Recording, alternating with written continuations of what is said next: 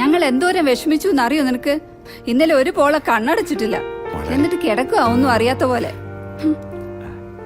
ഇതിന്റെ ആവശ്യം വല്ലതും ഉണ്ടായിരുന്നോ നിനക്ക്? അപ്പോഴേ ഞാൻ പറഞ്ഞല്ലേ ടൂറിന് പോകണ്ടാന്ന്. അത് നീ കേട്ടില്ല. ഇപ്പൊ എന്തായി?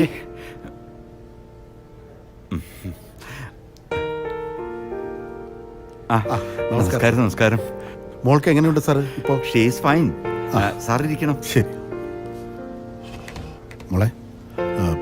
സാർ ക്ഷമിക്കണം, തെറ്റ് ഞങ്ങളുടെ ഭാഗത്താ. ഇങ്ങനെ ഒരു സംഭവം ഉണ്ടാവുന്ന സ്വപ്നത്തിൽ പോലും വിചാരിച്ചില്ല സാർ. ഇതിന്റെ ആവശ്യം വല്ലതും ഉണ്ടായിരുന്നോ നിനക്ക്? അപ്പോഴേ ഞാൻ പറഞ്ഞല്ലേ ടൂറിന് പോകണ്ടാന്ന്. അത് നീ കേട്ടില്ല. ഈ സമയത്താണോ ഇതൊക്കെ പറയുന്നത്? ഒന്നും മിണ്ടാതിരിക്കേ. നമസ്കാരം. നമസ്തേ. നമസ്കാരം.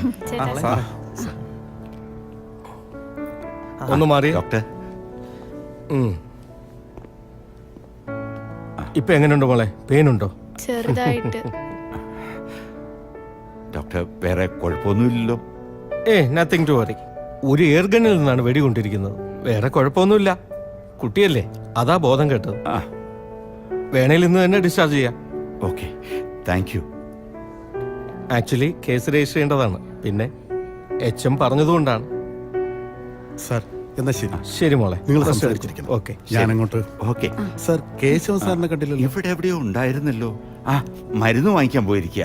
ശരി, പറഞ്ഞിരുന്നാ മതി. ഓ ശരി ശരി. ശരി. ഓക്കെ ശരി സാർ, അങ്ങോട്ട്. സോറി മോളെ, ഒരു കണക്കിന് ഞാനും ഇതിന് കാരണക്കാരനാണ്. ഇറ്റ്സ് ഓക്കെ ഏട്ടാ. ഞാൻ പോയിട്ട് വരട്ടെ. ചേട്ടാ, അർജുനും കുട്ടികളും ഒക്കെ അവരെല്ലാം സേഫ് ആണ്. ശരി ശരി സാർ, ടേക്ക് കെയർ. ശരി മോളെ. എന്താടി അയാള് പറഞ്ഞ്? ഒന്നുമില്ലമ്മേ.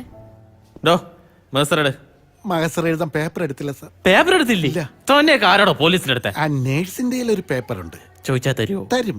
എന്താ പോയി ചോദിക്കേ. ഹലോ. സാറേ, ഇല്ല ഇല്ല ഇല്ല.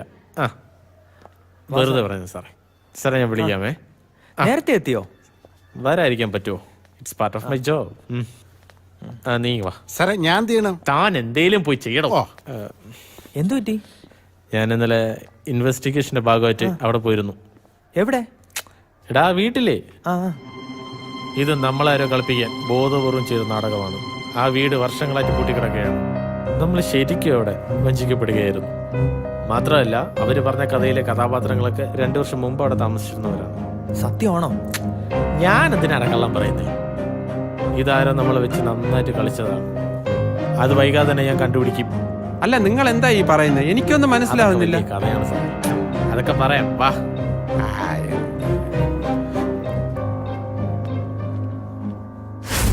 സാറ് പറഞ്ഞോണ്ടാ ഞാൻ ഈ ബസ്സിലേക്ക് വലിഞ്ഞേറാൻ നിൽക്കുന്നത്. ഇല്ലേ, വല ലിഫ്റ്റ് അടിച്ചു പോയത്.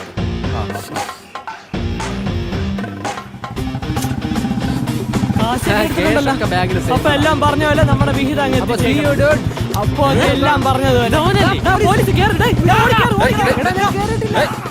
അല്ല, ഞാൻ ഇപ്പൊ എന്തിനാണ് ഓടണേ?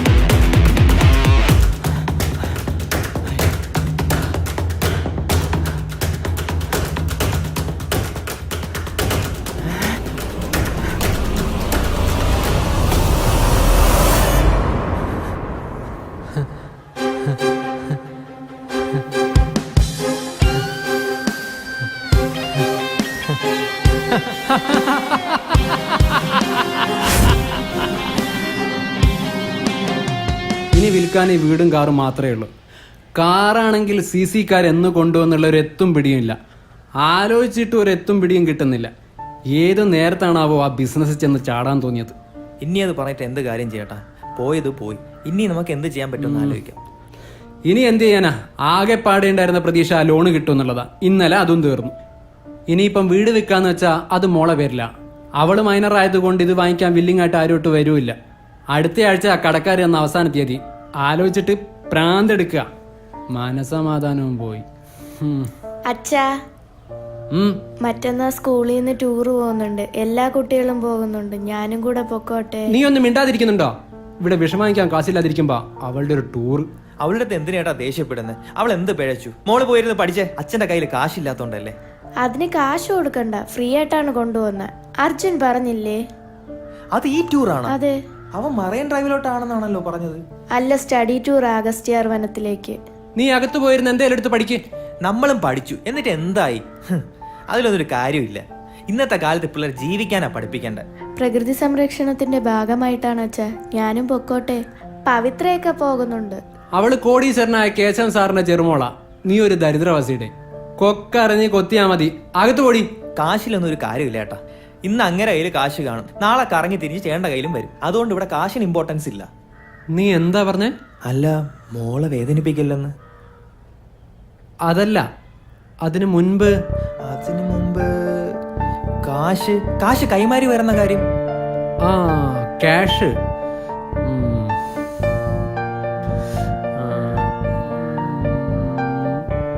ക്യാഷ്.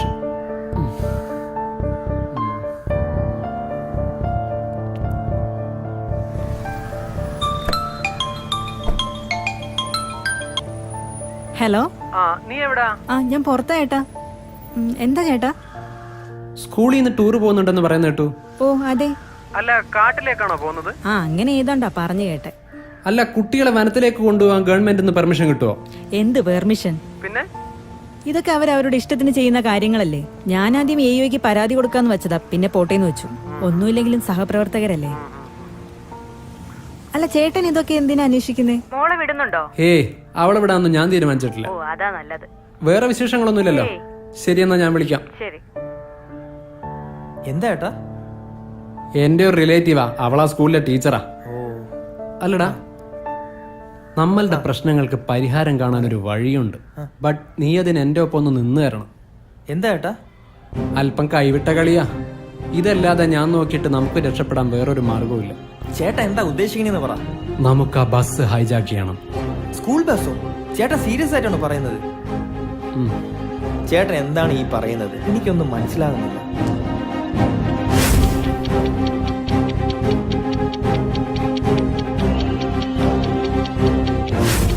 ചേട്ടാ അവര് പോലീസിൽ അറിയിക്കില്ലേ? ഒരിക്കലുമില്ല. അവര് ടൂർ ഗവൺമെന്റ് പെർമിഷൻ ഇല്ലാതെ നടത്തുന്നത്. അതുകൊണ്ട് എന്താ? അതുകൊണ്ട് തന്നെ ഈ ബസ് കാണാതായാലും അവരുടനെ പോലീസിൽ അറിയിക്കില്ല. എല്ലാം ഓക്കെ, പക്ഷെ ആ ബസ് എങ്ങനെ നമുക്ക് ഹൈജാക്ക് ചെയ്യാം? അതിന് പറ്റിയ ഒരാൾ എന്റെ അടുത്തുണ്ട്. നീ പറയാനുള്ള പറയടേ. എടാ ഞാൻ പഴയ പരിപാടിയൊക്കെ നിർത്തി. നീ ചുമ്മാ ഇവിടെ പറയാനുള്ള കാര്യം പറയടാ, സമയം കളയാതെ. അല്ല പിന്നെ ആ ചേട്ടാ, എന്തൊക്കെയുണ്ട് വിശേഷങ്ങൾ? എടാ നീ കൂടുതൽ സംസാരിക്കാതെ, തരാനുള്ള പൈസ തന്നിട്ട് സംസാരിക്കും. അതൊക്കെ തരാൻ ചേട്ടാ, അത് സെറ്റ് ചെയ്യാനാ ഇപ്പൊ വന്നേ. ഓ, ചേട്ടന് തരാനുള്ള കാശ് മുഴുവൻ ഞാൻ നാളെ തരാം. എന്താ പോരെ? അതെന്താ നിനക്ക് ലോട്ടറി അടിച്ചു? ലോട്ടറിയോ? എനിക്കോ? ആണെന്ന് കൂട്ടിക്കോ. വന്ന ചേട്ടാ പറയട്ടെ. പറയട്ടെ.